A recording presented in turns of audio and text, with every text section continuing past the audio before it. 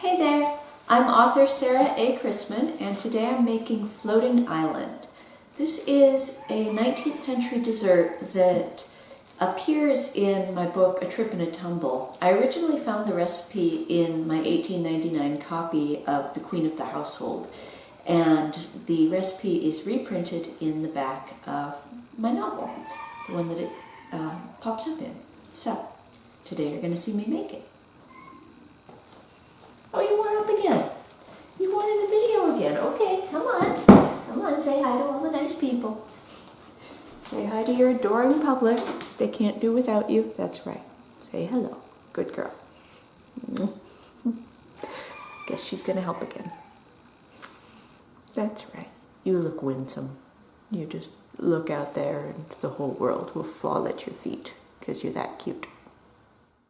The original 1899 recipe for Floating Island, which appeared in Mrs. M.W. Ellsworth's The Queen of the Household and is reprinted in my book, A Trip and a Tumble, reads, make a custard of the yolks of 6 eggs, 1 quart milk, small pinch salt, sugar to taste.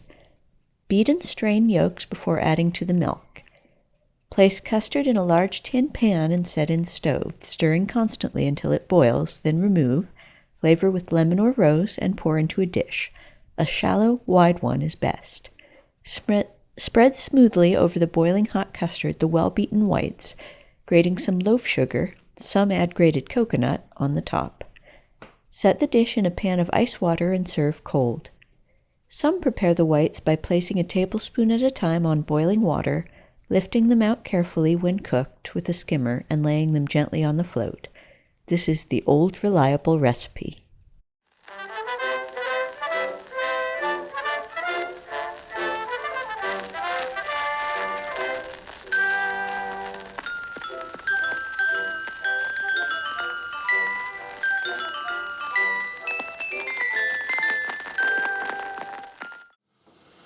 So what I've got here is a hot water bath that I've put the enamelware dish into, and I'm going to make sure to keep stirring this. That's the trick to making good custard. You don't have to be, whipping it to a froth, but you do have to keep stirring it because it's going to cook from the bottom up.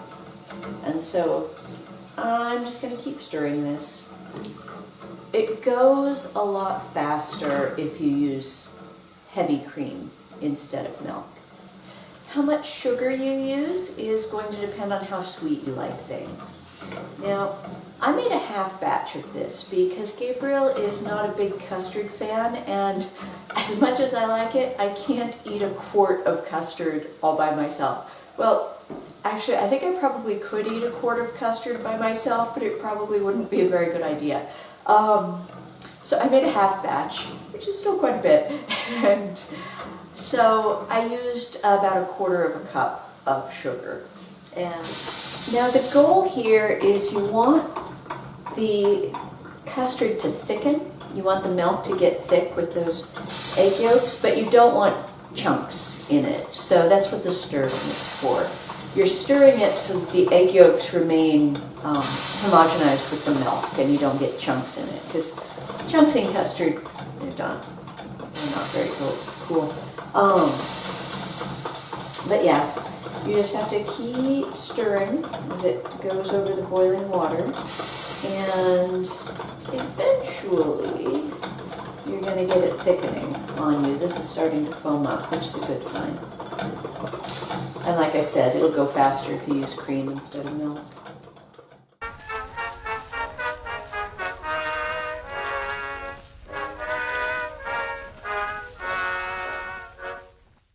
I always like to err on the side of a little bit less firm so that it doesn't get chunky, because I don't like those chunks.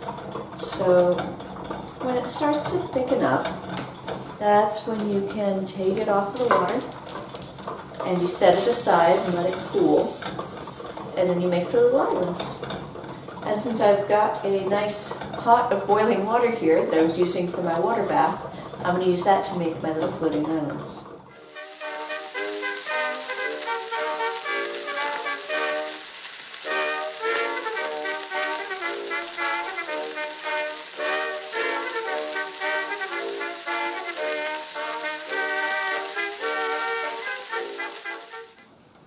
So what I've got here is, I've got one of the ice blocks that we use for our ice box. Ice block for the ice box, anyhow. I've got one of the big chunks of ice we use for our ice box, and I've set the hot custard on that to cool down because the original instruction said to put it in ice water. I thought this would be faster.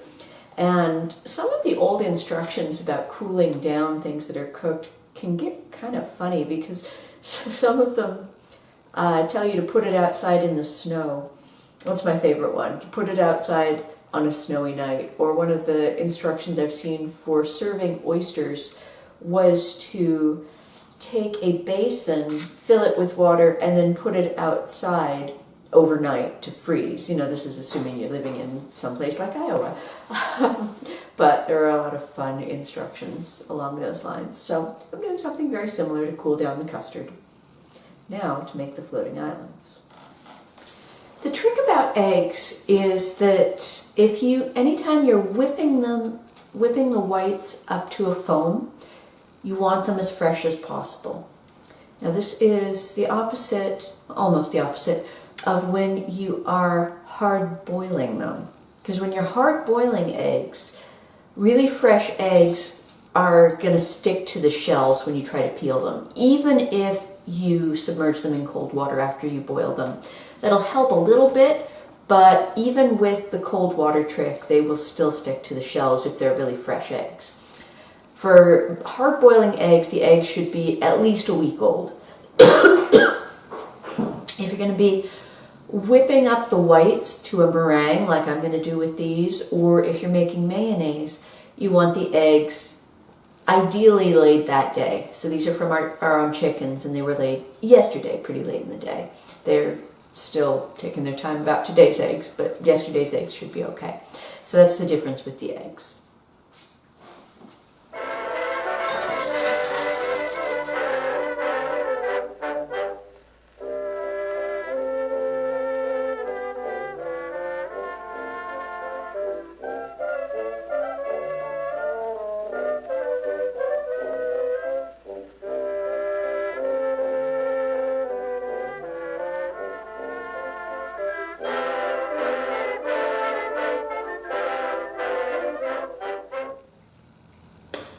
And here is my floating island.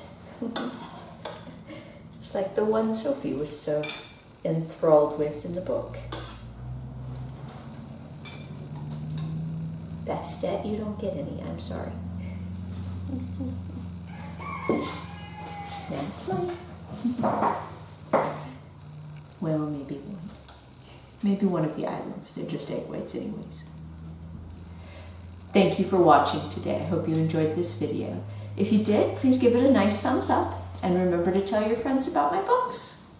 Happy reading!